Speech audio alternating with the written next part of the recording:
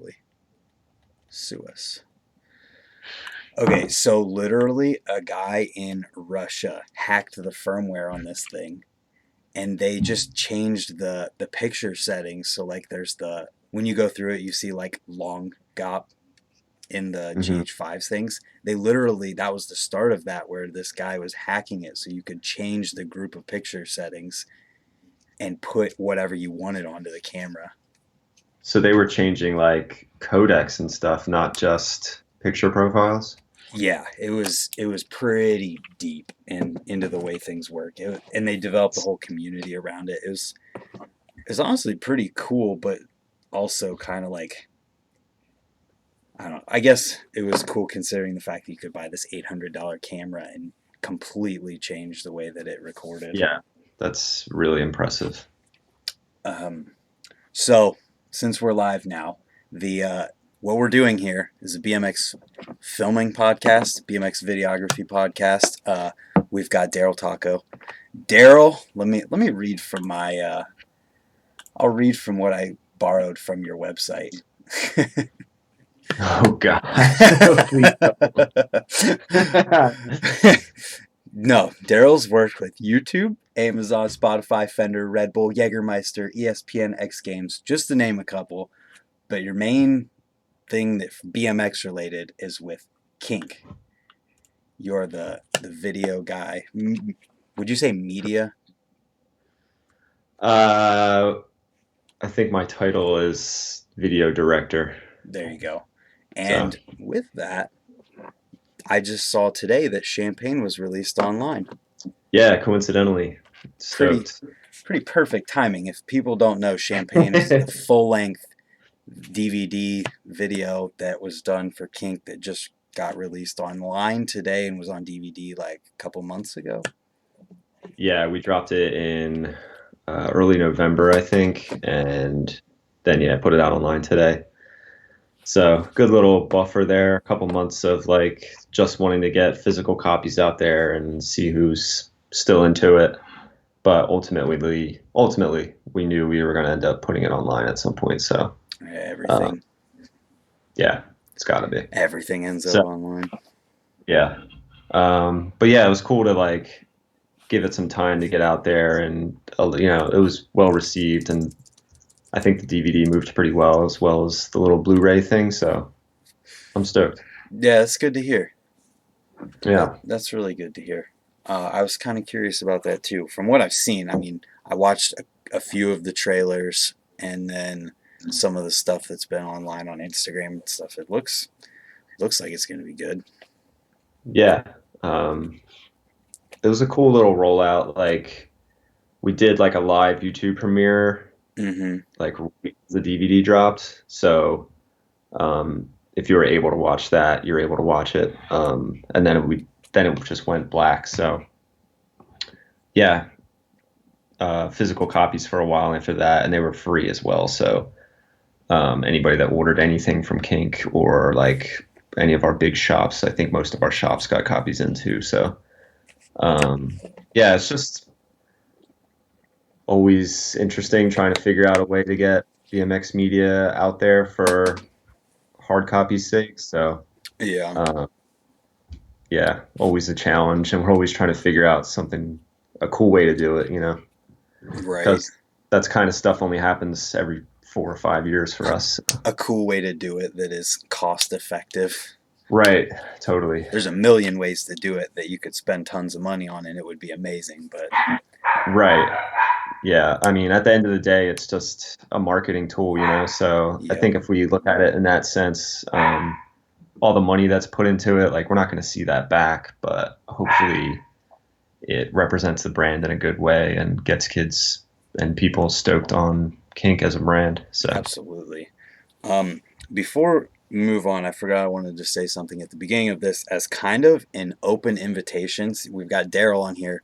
I also want to do this more in the future with anyone who might be in a similar position to you and within the industry making videos, working on videos, whatever that might be. I'd like to do more of those, and I wanted to say that before half the people end up trailing off. But with that, though, what number, How is this in DV full lengths that you've made? Um, I think it would be somewhere around eight or nine. Wow. Um, I did a couple with my friends when I was, um, I guess, in my early 20s. The bad timing videos Hmm. that we did together, they were just like my core group of friends from back home in New Jersey. And then I think this is my fourth with Kink, and I did that ride video a couple years ago. That was probably 10 years ago. Um, but yeah, Kink is the majority of them. So Yeah, it's getting there. Well, I'm stoked they're still getting made at this point. So it's without a cool. doubt. They could very Yeah. easily just say nope, no more. Yeah, for sure. Um, with that though, we should start with a gear rundown. What are you shooting with? I'm sure that it changed throughout Champagne to now because I know what you're running with now. Yeah. Um, yeah, I've kind of spent the last couple years like juggling what I want to do with my BMX camera bag and also doing other stuff. So I just got a red and I've been using that locally for BMX, but I don't want to travel with it. It's just not really that practical for BMX and Mm, takes a lot of setup time. And I mean, I think it's worth it, but just kind of sketches me out with like the investment I made on it and being in places I've never been before, foreign countries, stuff like that. To me, it's just um, BMX is simpler if I can just pull a camera out of my bag and it's ready to go. yeah, So absolutely. right now I have the red and a GH5S, which is like my go-to fisheye camera. Yep. Um, And then I recently just purchased a little Panasonic like camcorder style camera that I'm going to be using in the future for BMX trips. So I Nice. can just pull it out of the bag and get something I'm happy with and get the hell out of there if we're getting Right. kicked out or so. Oh, dude, I'm sure I can't even imagine what it would feel like to have a red in some of the places that you go to film BMX. Yeah. Yeah, it's just I feel like I'm asking for it, you know. So Uh huh. if we're on a mission around Austin with the boys, like I'm happy to bring it out and it's comfortable, but Mm-hmm. yeah, on some crazy trip where I have no idea where I'm going to end up or where I'm going to be sleeping or all that stuff, I'd rather kind of keep it chill and give my back a break as well because that Yeah. red's Be using it as a pillow so it can't go anywhere. for real. Chaining it to my ankle or something. Yeah, dude, that'd be terrifying. Yeah. Majorly terrifying. So yeah, this little Panasonic thing I just ordered, it comes out at the end of the month and it's kind of like in the HPX style of camcorder, like that everyone had for years, but it's like this big. It Oh, looks awesome. nice. It does like 4K 60 and has all the different picture profiles that I like, and it'll match with the GH5S nicely. So Nice. Which one is it? it's called the HCX2000. Oh, Uh, is it the successor to the 1000? yeah, I believe so. It's got like a little detachable handle on the top, like a 600 mil zoom range. Um, got like in body axis, 5 axis in body stabilization, all that fancy stuff. Yeah, So the yeah, I'm Zoom. excited for that. Like kind of slim down my bag a little bit and Hmm. be able to just pop out a camera real quick and get stuff going if need be. So And get that nice power zoom. yeah, so I miss that stuff. So Yeah. doing Champagne, like I had that Panasonic Eva camera for Champagne, Yeah. and even that like that had to be built every time that we're ready to set up, and some of those, if it takes me 5 minutes to set up, those are valuable minutes that we're soaking up with security or, local heroes, whatever it may be. So Oh, I'm ready dude. for some Yeah. more run gun like style stuff. So Bust it out, get the shot, and get out of there. Totally. Yeah. Sometimes, man, in those videos, it looks like you guys just like got the whole place and it's just all good to go and not even dealing with anything. But I'm sure you have a spectrum. Yeah, yeah. It's good. Yeah, totally. Sometimes we could be there as long as we want and everybody loves it. Other times, as soon as we roll up, people hate us. So, Yeah, you that's know. BMX. Yeah, yeah. Do you have a favorite piece of gear or equipment out of the whole entire thing?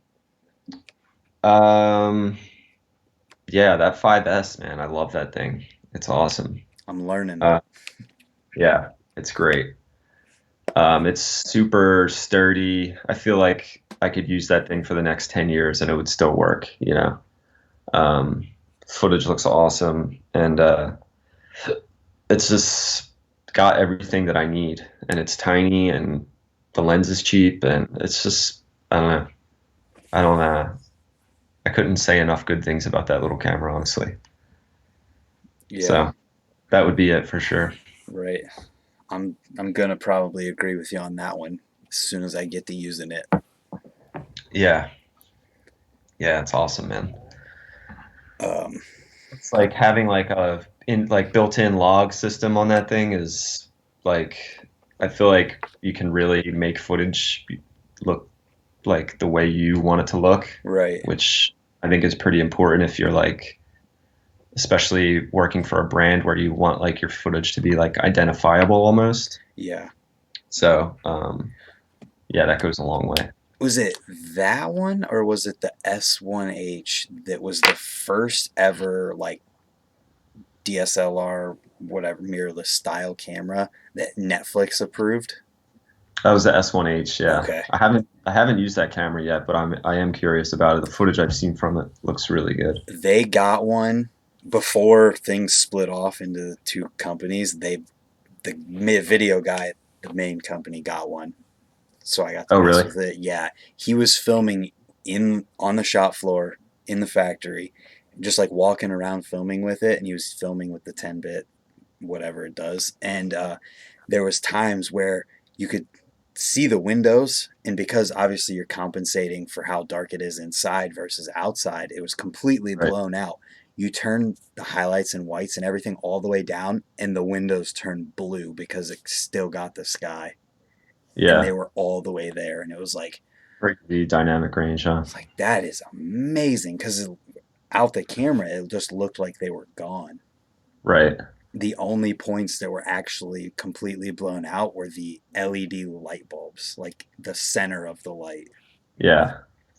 Yeah, man, that type of flexibility is pretty amazing. Like, even when it comes to BMX stuff, like I shoot vlog on the GH5S, and Mm-hmm. I can change exposure with keyframes in Premiere if I need to be like, if I'm shooting from a sunlight scene into like under an awning or something, I Yeah. can just bump that exposure in post, and it looks like I've changed it while I was filming. So Wow. having that type of flexibility in your camera, like especially filming in like unpredictable lighting scenarios, like that's huge. Is basically like having auto but manual that you get the keyframe later, Right. which But yeah, you don't get that like weird amateur-esque looking exposure oh, shift. absolutely, yeah, where it's super fast and Yeah, it just just bad. doesn't look natural. Yeah. Yep. Um, that going from sunlight to the awning thing brought up another thing I wanted to ask about on here too is if you had any like favorite situations or techniques to use with certain things, like that would be an example, or like where you're zooming in with the camera and things like that. Um, no, I mean, I think it just depends on the situation. Like yesterday, we all went riding, and it was like completely overcast in Austin, and it looked incredible. Like Yeah, everything, there was like almost purple clouds in the sky. So that ends up looking rad on footage. But like sometimes you get those gray skies where everything looks gray and really Hmm. muted and just not pretty at all. So yeah, I think it just depends from day to day. Um, Gotcha. I love sunlight as much as the next guy, but I don't know. Sometimes you catch those like vibey, cloudy days, and footage looks rad. So Absolutely. What about like gear wise, like using a long lens to start zoomed in on something and zoom out, or fisheye, or is there anything that you like lean towards more than others? I mean, obviously watching your stuff, there's a lot of variety. yeah, um, no, I don't know. I guess I don't really think about it too much day to day. Like I'm always consciously trying to make sure that shots are um, kind of all over the place throughout Hmm. projects. So just because I want everything to kind of have like a well-rounded feel, I don't want like 3 minutes of straight fisheye, but I also don't want to overdo it on like redundant, shallow depth of field slow mo. So I think it's just about like kind of envisioning the edit in your head while I'm out shooting. That's kind of what I've like come to do over the years. Try and like figure out how I want the actual final product to look before I'm setting up shots and stuff like that. So Yeah, um, it seems like you I get think almost to that point where you can think about the final product. yeah, yeah. I think in my head I know I want like if we're gonna film at one spot for an hour, I'm gonna keep it as well rounded as I can for that spot, just because I want everything to kind of flow nicely, you know. So, Absolutely, man. but yeah, I don't know. It's not like super conscious where I'm like, oh, I want to use the 70 mil right now and then the 20 mil later. Like it's pretty organic mostly. Yeah, yeah, and it does feel like you get to that certain point where you're almost like it's like you're on a timer in your head without actually being on it. You're like, all right, that's enough fisheye. Yeah, yeah, totally. I think the more time you spend in the field, the more like that kind of becomes like second nature. Hmm. So Your light just changed. to anyone who's new, that means just go and do it. Yeah, pretty Make much. make everything as much as you possibly can. Yeah, spend as much time as you can behind that thing and it'll I mean, I've always looked at it just like riding, you know, the more I do it, the better I am at it, the more, you know, the more comfortable I am behind the camera. It's the same thing as being comfortable on your bike. Like, I think those two go hand in hand perfectly, you know? Right. And if you're gonna get paid for it, you need to be comfortable. That's for sure. Yeah, yeah. And you got to make sure you're not, or try to make sure you're not blowing it out there Oh when my gosh. some of your friends are trying stuff that makes you really nervous. I can't even imagine like that. I just saw the picture of that Pegs Hard 3 that Yeah. Nathan did. I cannot imagine being like behind the camera, like, all right, I'm gonna move the camera and do something more than just point it. Yeah. Yeah. That was really scary. Especially like at that time I was using the Eva. So I'm like zooming with that 2470 on the slow mo camera. And, you know, sometimes I'll forget that zooming out is one way and Oh I my zoom god. in, you know, like Yep. when I'm in it's like really high stress situations like that, some things can go wrong because I'm thinking about everything else besides the camera. Like Yeah. I'm really worried about my friend. No doubt. So, That's when you feel yeah, lucky for the yeah, people who take at least a few tries so that you get some practice in. yeah, definitely. Yeah. Those make or breaks are nerve-wracking for sure. Yeah, man, I can't even imagine. Um, with that kind of stuff and like with doing a full length, what's your stance on is there any iPhone clips in it? There aren't now. Um, I'm not opposed if it has to go down like that, Yeah. but I think the main thing I'd be concerned with right now is just color matching and all that stuff. Like that was really important to me to try and make all the footage pretty cohesive. So that would be my main concern, but um, not every project's champagne, you know, Yeah, so right, absolutely. not everything has to be like dead serious and like everything has to be perfect. So, you know, if we're filming a little road trip video and somebody got a better angle than me, you know. Yeah. Actually, now you mention it. Chad's Chad's first crash on the gap tube tires on that ledge, the hubba. Mm-hmm. Um, the long lens crash was a Travis iPhone clip, and I remember the colors were so bad that I just had to make it black and white because there was like no chance of matching it. So Dude, it's so hard because it's so contrasty and sharp compared to yeah, anything like Panasonic. it was like super blue and like I couldn't get the temperature back up and I tried so hard and I just gave up and made it black and white. So I feel that, man. thanks for Sometimes, though, the iPhone can get the white balance better than you can in the camera.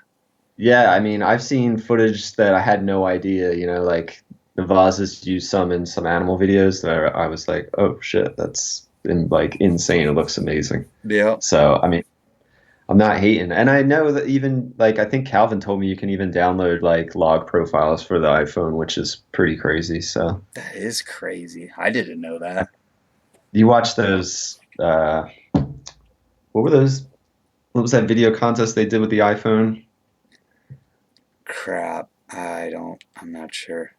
They were like ridiculous. Like, you know, guys like Hadrian and Rich Foreign are like making like masterpieces with an iPhone. It's like, oh. That just goes to show, man. Yeah. Sometimes it's all you need. Yeah. Until you're getting paid, anyway.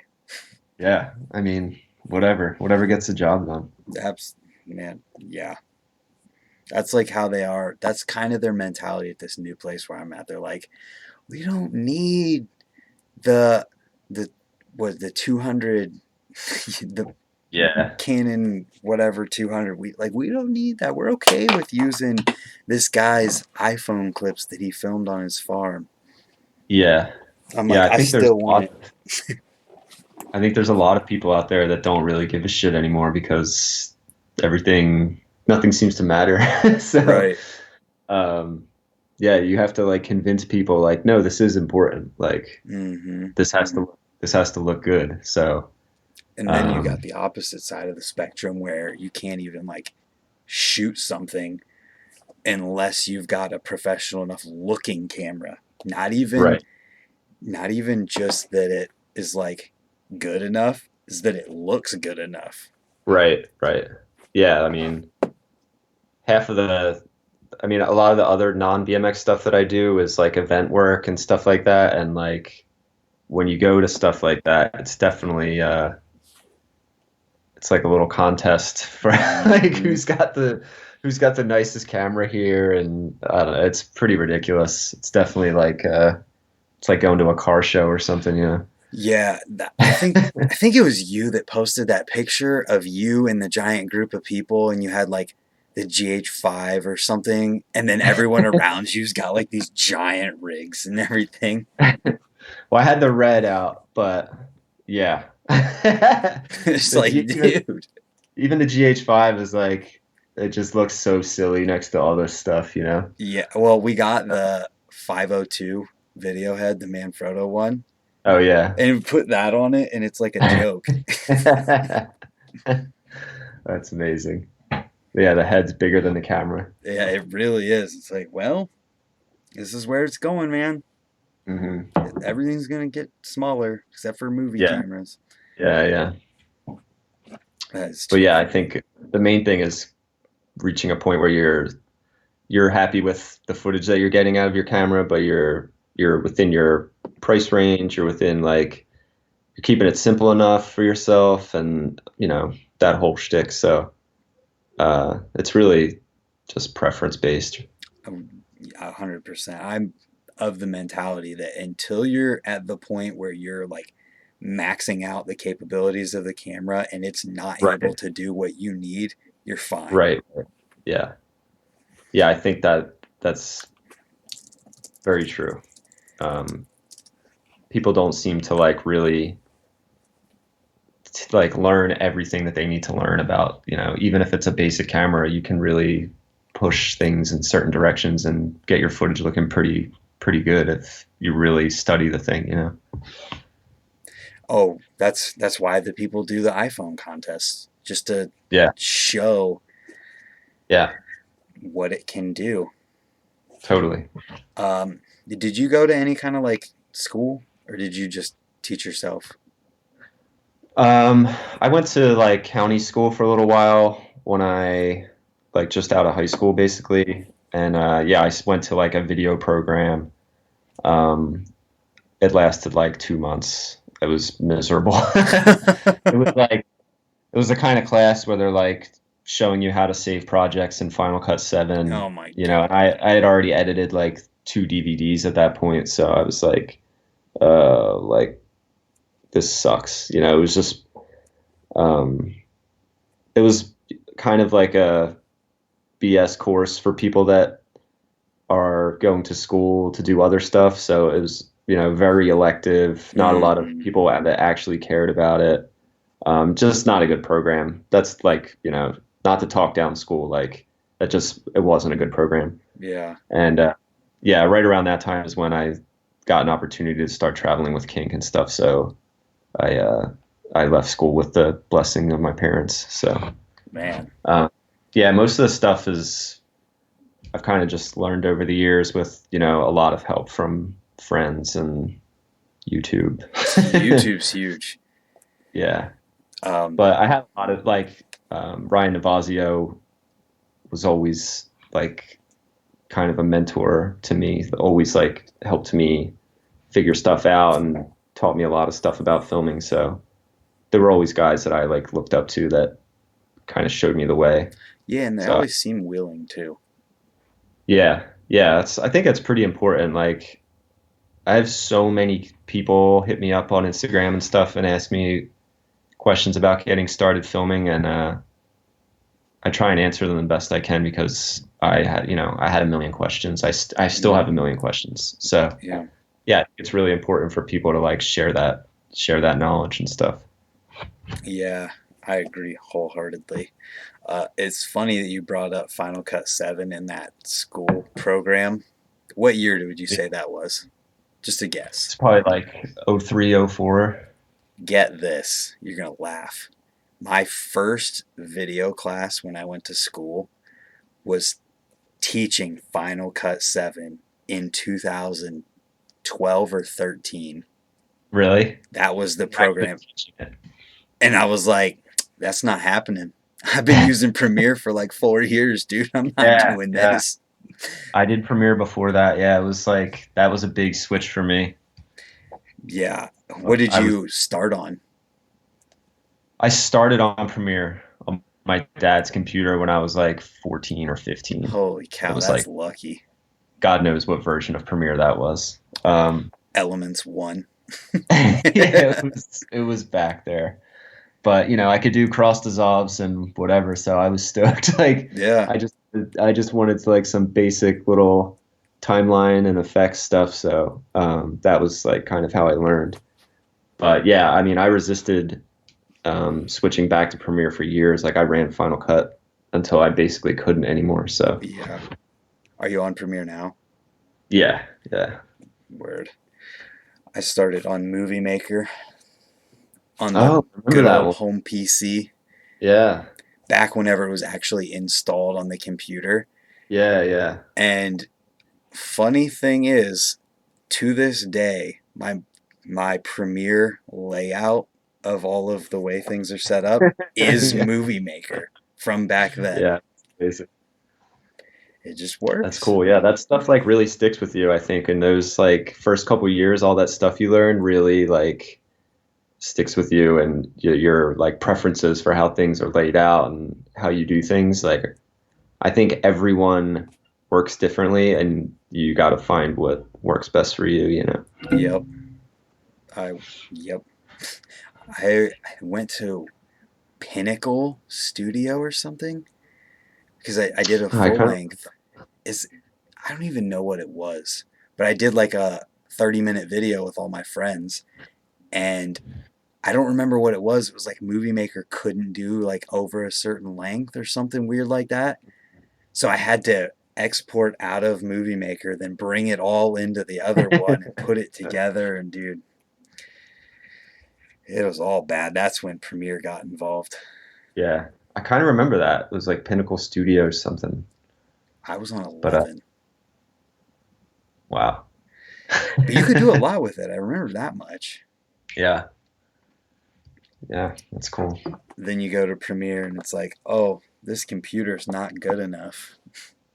Yeah, yeah. I mean, paying for it every year is a hit for sure. So I've thought about trying to learn like the Black Magic program. Resolve and all that. Yeah, but I'm so like dependent on After Effects for text and slow motion that I feel like it would be really hard for me to switch. But paying that fee every year to Adobe is pretty tough. So Yeah. That the ramp slow mo in After Effects is so fast and easy, I know. and you just drag it right back in there. Yeah, it's I don't know. I've been doing it for so long a certain way that I'm going to be like really resistant to that change, but we'll Right. see. Yeah. If it happens, I it wish Premiere, happens. I wish Premiere would just get to a point where you can do ramp slow mo with audio. I It's, know. I don't know why they it's won't. blows my mind that you can't. Yeah, it's been like that. It's had But it's had it for a long time without yeah, audio. I keep the waiting like this new update's going to have it, but it never does. Yeah. What was your do you remember when you found out about warp stabilizer being added? I do, yeah. That was yeah, 5 or 6 years ago, Yeah. probably longer than that It actually. was I think it was longer than that. Because After Effects had it first, right? And then Yep. they added it in Premiere later. Um, yeah, that was huge because pre gimbal and all that stuff. I've had some pretty rough footage that I've been able to fix with Warp Stabilizer, and yeah, it's pretty incredible. I remember doing Squash It in 2012, and I used it so much just for like really bad fisheye filming and stuff like that. So yeah, Sometimes it's it was bad too though. yeah. I mean, sometimes it just doesn't work. Yep. It just depends on the clip, but um, it helps, man. I still use it to this day. I don't have to as much, but it gets broken out every once in a while. Yeah. Yep. Same here. I think we all Yeah. do. That's another reason for being in Premiere. Yeah. Yeah. Uh, to kind of shift gears a little bit, talking about filming outside of BMX, do you think there's anything that like filming BMX has given you a leg up over other people when it comes to filming things that aren't BMX? Yeah. 100%. Um, yeah, no question. And, I just feel like BMX teaches you so much about being quick, figuring stuff out in your head really, really quickly, figuring out shots quickly, adapting to whatever environment you have to be in, stuff like that. If you're just shooting, an outdoor event, it's the same type of thing. You're not really in control of light. Mm-hmm. Uh, you're not really in control of anything. You're just kind of there to make it look good. And I think BMX is the same way. Like we don't really have any control out there. You just kind of got to make do with what's going on at the moment. So um, I feel like a lot of times there's guys that would come from a traditional background that would overcomplicate things, Mm-hmm. and coming from a BMX background, it just enables you to be like, oh no, we'll just do this. Like, yeah, Problem solving. we'll make it work. Yeah, exactly. Yep. And um, BMX is problem solving.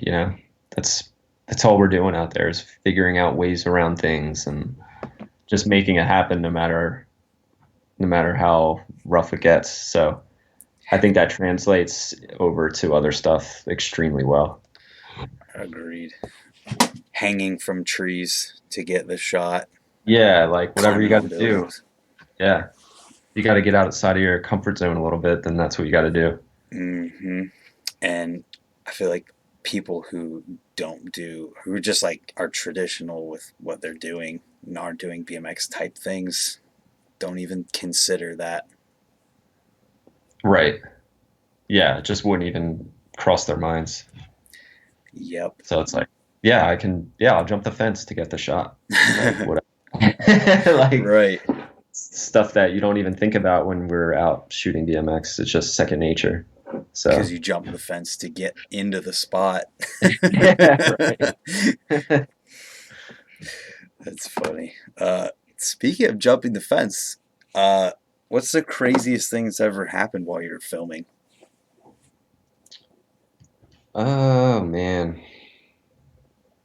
Maybe something I that don't know. couldn't even go on a video because it was so crazy. Yeah, I mean, the first thing that comes to mind is there's a clip in Anthem 2.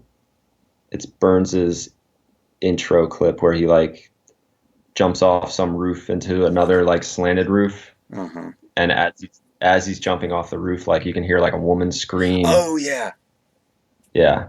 Um, I actually filmed that. It was in somewhere in Mass, somewhere outside of Boston. I can't really remember. Um, it was me filming from the side, and Lino Gonzalez was filming from the front. And yeah, Burns got up on the roof, and the property owners came out like immediately, called the cops immediately. Burns is like still like putting down his like I think he put like a pen cap down to mark where he needed to bunny Mm-hmm. hop because it's completely blind. And yeah, he like broke his ankle hitting the fence in that clip. And I remember asking him like, "What should I do?" And he was like, "You got to go," because he like it with his car and our friend Jeff, and he was like, "You guys got to get out of here. Like, you should go." So like we left as the cops were pulling in, and we just like booked it and drove like 20 miles down the freeway and waited to hear back from him. He was arrested, got charged with like a couple different things, and yeah, it was a whole mess. But he is a lot of people don't know this, but Burns's like entire family is are police officers. So What? they he kind of got greased out of that one. So Wow. That's why he jumps off roofs. yeah, it's just second nature. Yeah. You got the family of cops. Like, I'm gonna go against all you guys. I'm gonna jump off roofs for a Plus, living. like we're in Massachusetts, so he's got a little more juice there than he would if he's in Texas. Yeah. But yeah, I don't know. It's hard to even think about. Like, I've been doing this for so long, and so much crazy stuff has happened over the years. Um, it's just, yeah, it's wild out there. No doubt about that. Uh, Doing it so long professionally, even, how do you like keep yourself from getting bored or burn out? um, I don't know. I think for one, I still love riding like on a daily basis. Mm-hmm. So that's not like hopefully that doesn't change for a long time. But I think that's one of the things that really keeps me stoked is like I still want to ride, I still want to hang out, I still want to go on trips, I still want to see spots, all that stuff that comes, with being on your bike. Yeah. Um, that keeps me stoked on documenting it. So like if I if I got less interested in riding, I think that would definitely contribute to me being burnt out on BMX in general. Mm-hmm. So I think me staying on my bike is really important for my productivity behind a camera. Yeah, that would make sense. Yeah. I just feel like if you're not really riding all the time and you're not really caring about being on your bike, you're going to care less about filming other people ride their bikes or going on trips that can be a pain in the ass. Like traveling's not always easy. Trips aren't always easy. Um, it's like the best life in the world, but sometimes you get put in some crazy situations for a little BMX bike. And if you didn't really love riding, it might not be so appealing sometimes, if that makes Yeah, sense. when you don't really care about being there, wow, Right, it's probably so. I mean, it becomes a job. It becomes a right, thing where it's like, oh, I'm going to work. right, right. And I've still haven't really been on BMX trips where I'm like, oh, this is gonna suck. Like, Does it I'm ever? still, I mean, I'm sure there's times it sucks, but overall, yeah. I mean, it's just like, I can go to a regular shoot outside of BMX and be like, today's probably not going to be that fun. I never feel that way about riding or a BMX trip in general. I'd still be stoked to go anywhere with my friends. So, right. And I mean, when you're going places with people like Nathan and yeah, Dan, who you're like, yeah, oh, we go around this next corner, we could be hitting the pegs hard three without yeah, ever knowing it's coming. yeah. Like something game changing could happen any second. Literally. So, yeah, it's an exciting place to be right now, and I'm stoked. I'm glad to hear that. That kind of made me think about the X Games Real BMX stuff. What is that like? Do they give you like what you can and can't do, or is it kind of just like a time limit on the video, a time limit for filming, and do it? Yeah, I mean, it's a free for all, man. Like it really is real. If That's that makes awesome. sense. Like that there's no restrictions. There's a couple minor little things, but the minor little rules that they have are more geared towards like BMX ethics. Like Oh, okay. don't don't hide a ramp anywhere or like you know what I mean? Like Mm-hmm. ride stuff like, this is real street, like real Yeah. BMX. Don't mod the spot too much or don't add this, stuff like that. Oh, that's So cool. it's really cool. And sometimes we have to like blur out like signs or like big logos and stuff like that. Mm-hmm. But for the most part, it's just like go nuts. And I'm so lucky and happy to be a part of that. Like Wow, that's badass. I'm sure my time's coming up soon, but it's been so cool to work on that stuff. Are you in one currently for next time? Yeah, we just finished filming. We actually handed in our videos like yesterday. Um, Wow. Who are you with? I am with this kid from Colombia. His name's Julian Molina, Gotcha. and he has one leg. Um, Oh, I'm hyped yeah, for this. he's unbelievable. Um, yeah, we just finished. He was up in Portland working with a prosthetician. I think that's the word for it. And I met up with him in Portland for a little while, and then last month or 2 months ago, I went to Colombia for like 2 weeks, and we kind of like traveled around the country a little bit, and yeah, he killed it. It was awesome. That's even cooler that they're kind of bringing these like people that you might not have necessarily heard of into it now.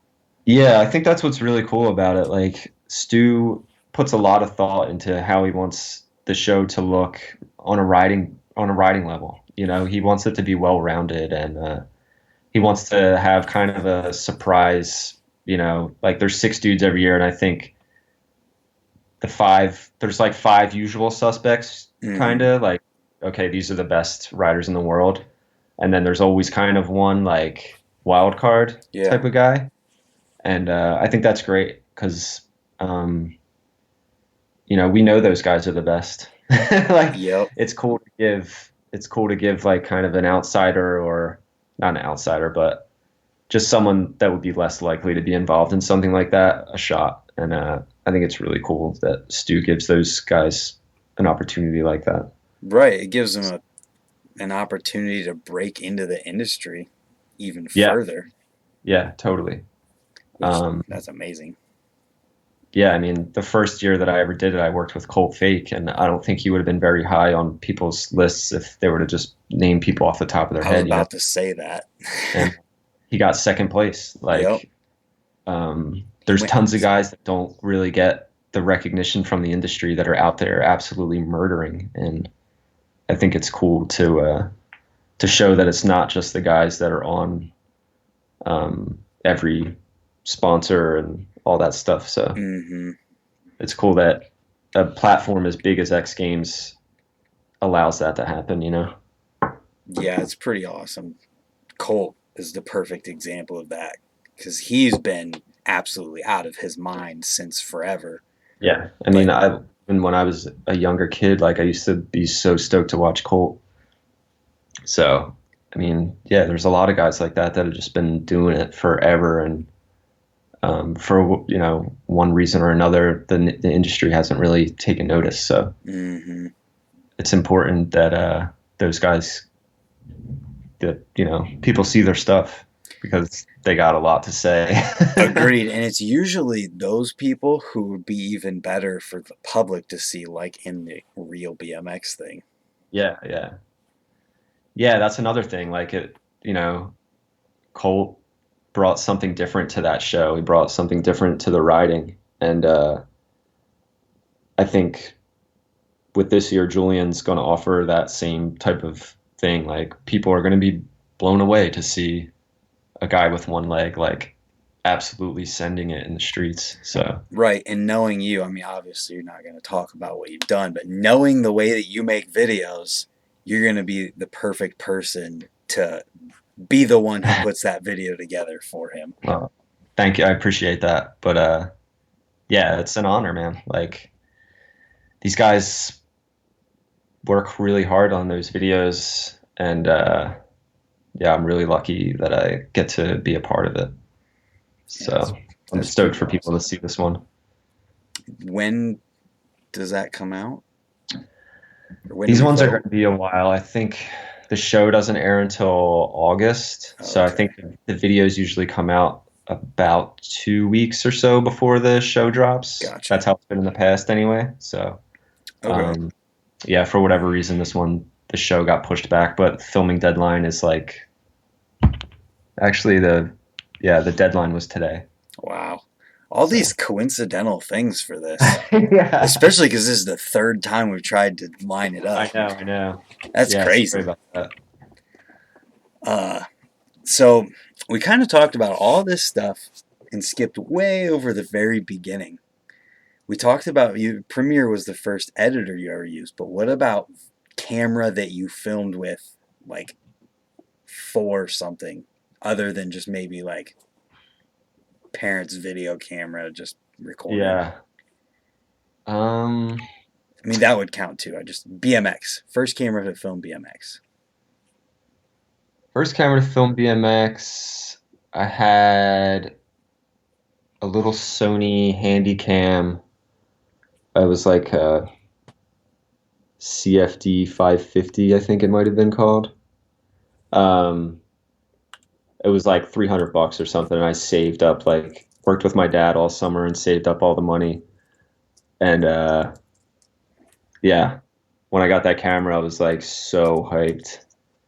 It was small and like easy enough to cruise around with and get to the trails or something like that. And yeah, that's kind of like I was like done after that, completely hooked. Yeah, that's awesome.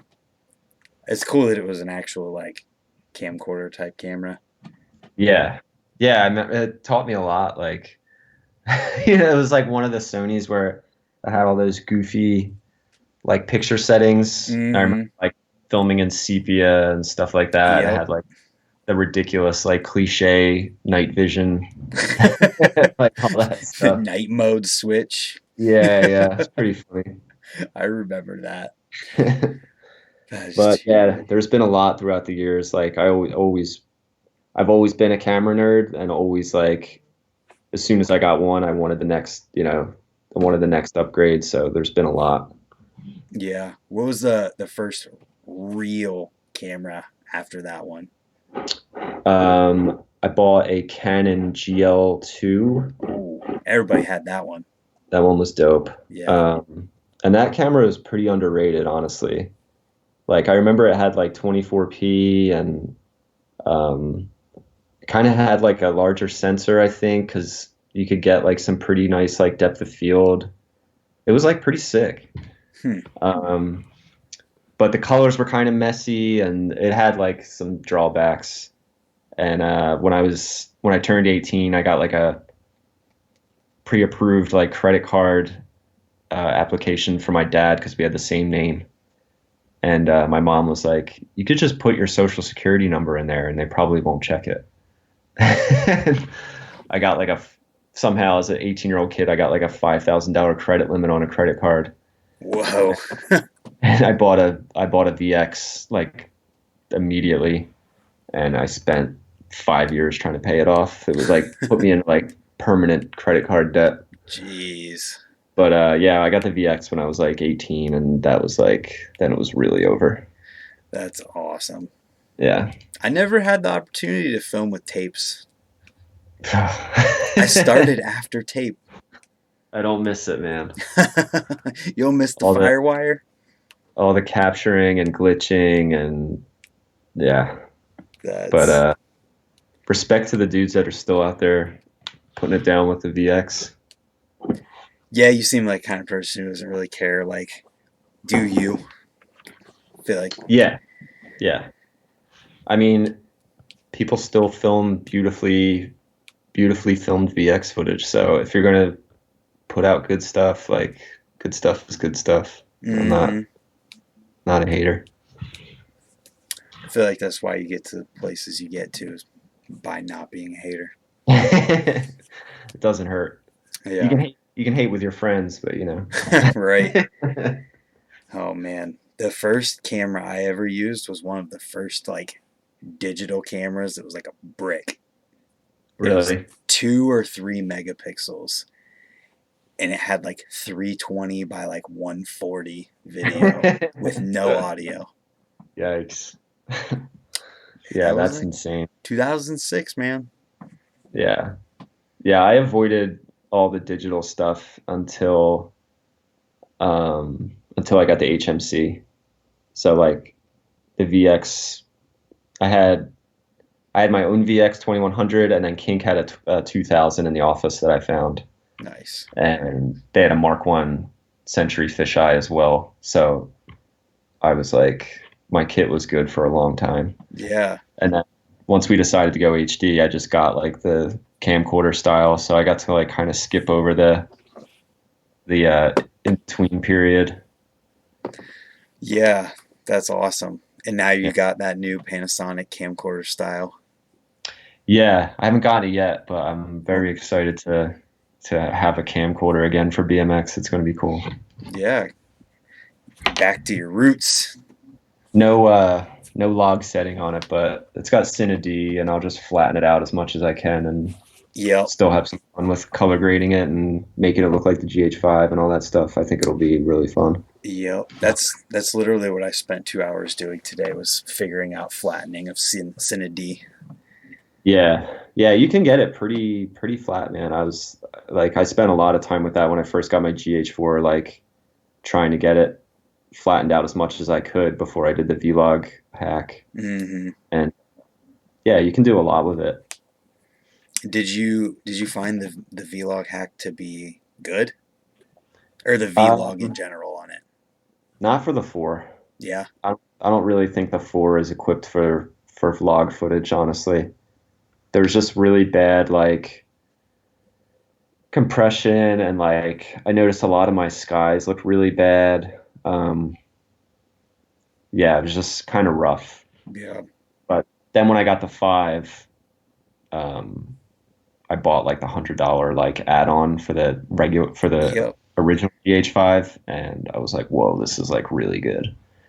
I So wonder if same it's thing with that. the 10 bit, the difference Yeah, I don't between 10 know. and 8. I I mean, I still shoot 8-bit 4K 60. Like that's the main thing I shoot on the 5S, Gotcha. and it's not the best. Like you can kind of see the footage fall apart sometimes on Hmm. color grading and stuff like that, but it still looks good. And like any B-roll I shoot, I just shoot 10-bit. So Right. Hmm.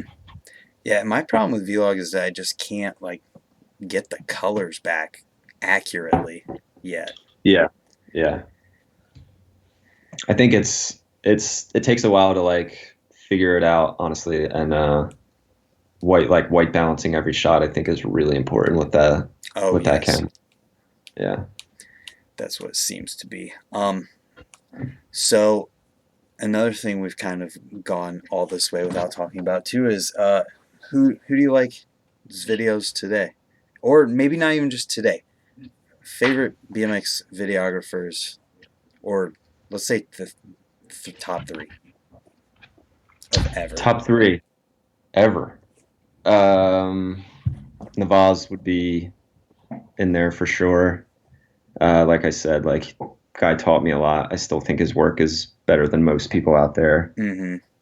Um, always had like a really unique way of like making BMX videos look like highly produced, but like core at the same time. And I've like that's something I've really tried to emulate. Because I think my personal style is like I want stuff to look really good, and I like making epic edits and stuff like that, but Yeah. I still want it to look core and look like a BMX rider filmed it. Yeah. So I think Navaz has always kind of instilled that into his work, and that always stuck with me.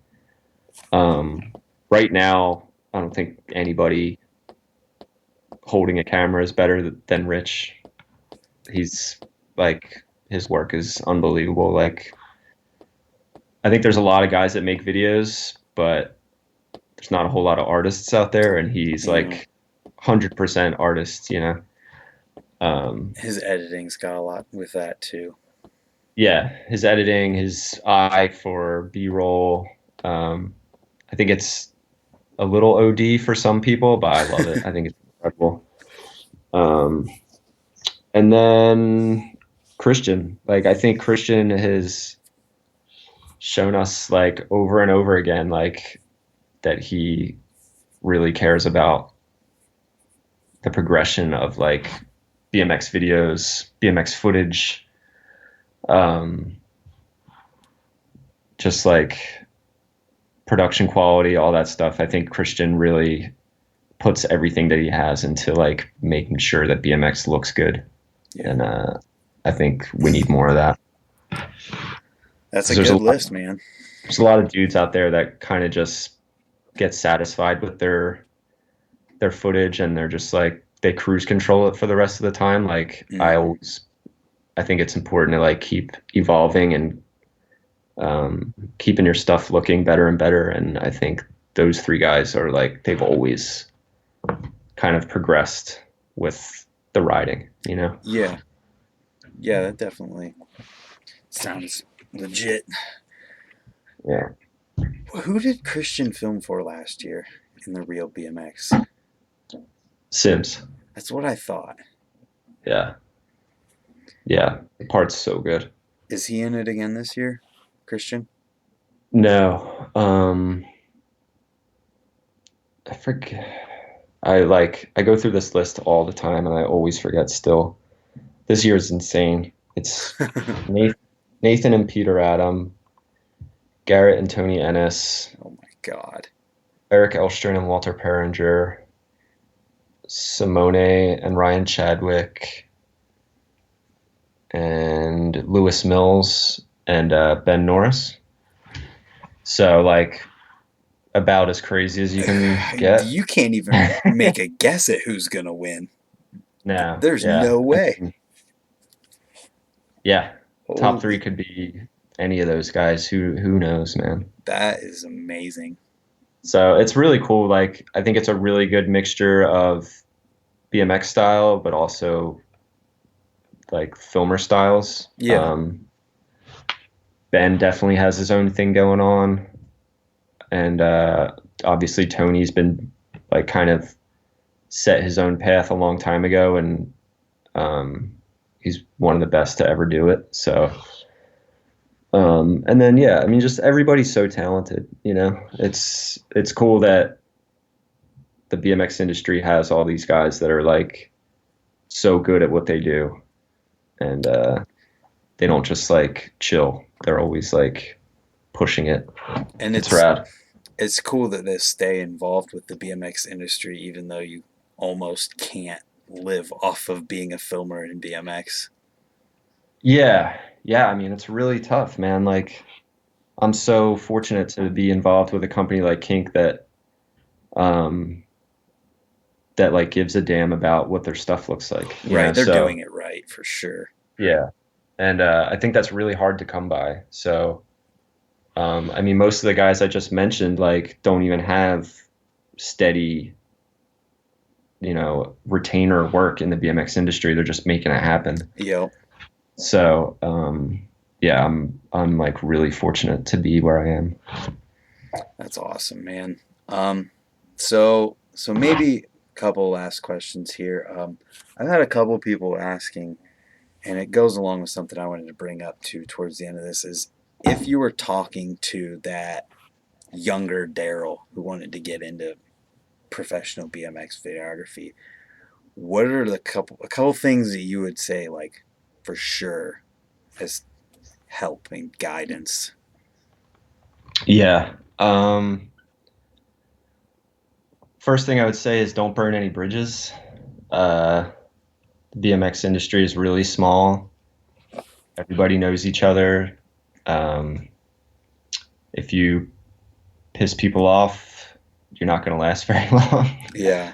um, I think you got to do your best to keep it real with yourself, but also like get along with people and respect the industry, respect people that were there before you.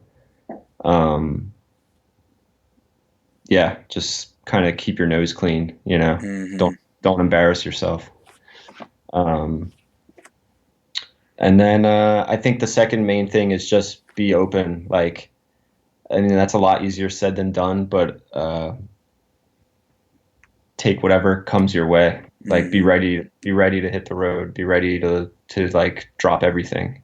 Um, and I was fortunate enough that I was in a position where I could drop everything, but uh, I know that's not easy for a lot of people, but I think if you show people that you're reliable or you're ready to go at a moment's notice, uh, that goes a long way in the BMX industry. So I think those two things are really important. It's Yeah. not so much like get all the gear and figure out how to make your footage look like a movie. I think it's more being able to travel with people and yeah, just keeping your name alive, keeping your name like clean in the scene and stuff like that. Mm-hmm. Just trying to be a good dude, and I think the BMX industry will kind of pay you back. Yeah. That sounds solid advice. Yeah. The one thing that made me think of when you're talking about being ready to drop everything, there's a good history in BMX of companies randomly posting a videography job all the way across the country and being ready to just drop anything and go for it Yeah. would Yeah. definitely help out with that. Yeah. And I mean, at this point, like you got to be realistic about what that means in this industry. Like, there's not a lot of opportunity out there. Mm-hmm. So when those rare instances occur, you got to have like some work to show first. Like, have a have something that you can be proud of at least on deck to show people. And yeah, like I said, or like you said, like you got to jump at opportunities like that because they don't come along often. No, it's like a couple a year, if that. If that, yeah. And like, there's not even that many brands in the industry that are willing to support an in-house videographer. So it's like, it's pretty rough out there, man. Yeah, I mean, I can think of Kink, Full Factory, Yeah. uh, Federal's kind of, Rich Form's kind of like that with Federal, but not Yeah. exactly. Yeah. I'm not sure. Like, so that's another thing. Like, I don't know how everyone's roles play out. Yeah, Um, but, I think if you look at most of the like core companies, the popular companies that people really care about, they know that they need to take care of someone. yep, Like, Colt has Vish, that's what I was just thinking. Fiend has Tony. Like these guys are like they've been around and these companies know that those guys are reliable. They know that they're going to get the job done, and they're not going anywhere. So Yep, that's another good point to bring up. Be reliable. yeah, yeah. I mean, that's this this lifestyle is kind of catch and go. So Hmm. you got to be ready to like just do it. Right. So then, since you're a gear nerd, you said, uh, currently right now, entry level cameras for the kid who's about to buy his first camera for filming BMX after an Yeah. iPhone. um, I get this question quite a lot, and um, I struggle with it. But I guess my Yeah. first instinct is to say like the T3i type of camera, those little Mm-hmm. Canons.